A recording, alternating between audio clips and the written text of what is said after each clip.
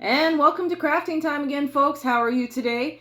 We're going to be making candles from crayons and leftover jars. If you need any of the supplies, come see us. We'll get you started.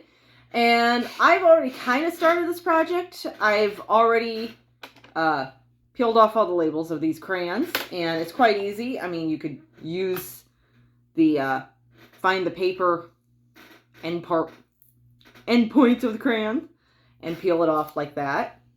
I cheat. I'm old enough. If you need help, ask your parents. I'm just taking a razor or a knife or scissors and just going down the seam. Like I said, ask your parents. Sharp objects. If you're not very steady hand, not a good idea. By all means, this is a great craft to ask your parents for help. And then we're just going to finish peeling it off. There's two different ways to peel it. So by all means, do whatever makes you more comfortable. And that's our last crayon that needed to be shaved off here. So what we're going to do is we're going to put it in a microwave safe bowl. All your crayons. I have orange, I have yellow, I have greens, I have, I don't know what that is, an olive color, just random colors. And we're going to put it in a microwave safe bowl. We're going to put them in the microwave, usually about 2 minutes or so, but I have a melt button. You could use that to melt them nice and easy instead of going pop, bang, and have wax all over your microwave. So I'm going to go pop this in. And this is a great craft to do if you are thinking of someone, especially Mother's Day. Nope, not that one.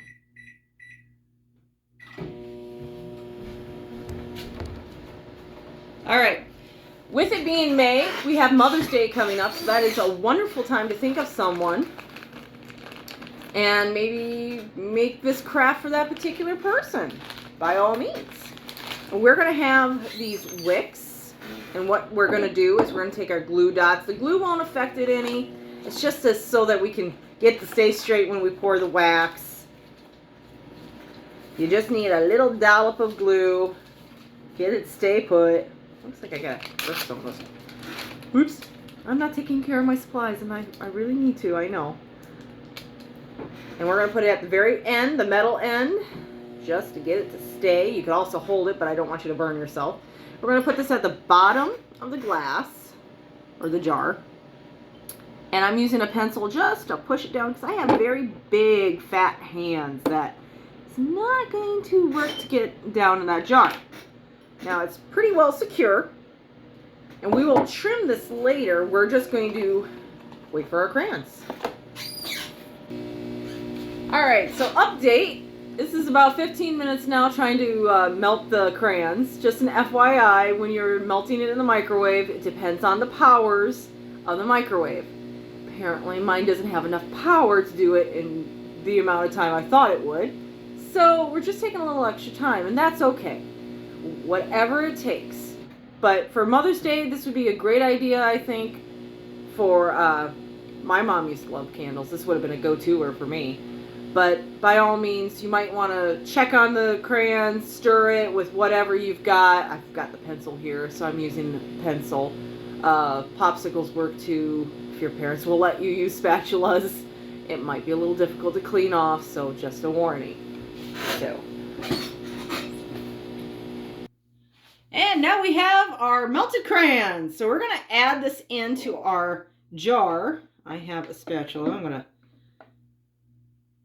And it may not fill the jar. That's okay. If you need to melt more, you melt more.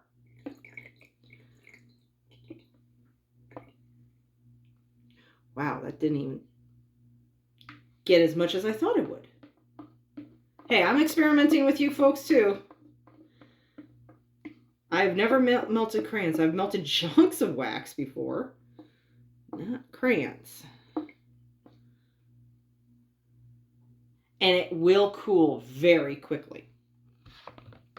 So this is just the idea. You can do as many crayons as you'd like to get this good starting point. And you want to trim the wick for however big your candle is going to be. You want it a little bit above where your candle is going to be. Okay? I'm not melting any more crayons. I'm going to leave it to you guys to find as many crayons as you want to melt down. We'll get you started. But it's going to take a lot of crayons to fill this jar, and it all depends on how many crayons you have. Use what you have on hand. Old crayons, preferably not your new ones, by all means, okay? I will see you next time. I'm going to see if I can finish filling a little bit more of this, but I don't think you need a video on that one. It would just simply be find where you want the wick to be done at. I'm going to aim for about there, and that's called trimming the wick. And you would just fill up until that point, right up in there.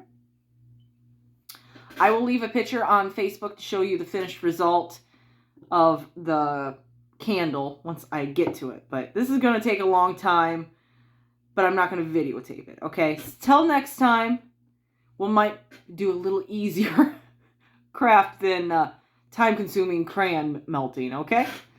All right. Until next time, thank you, folks.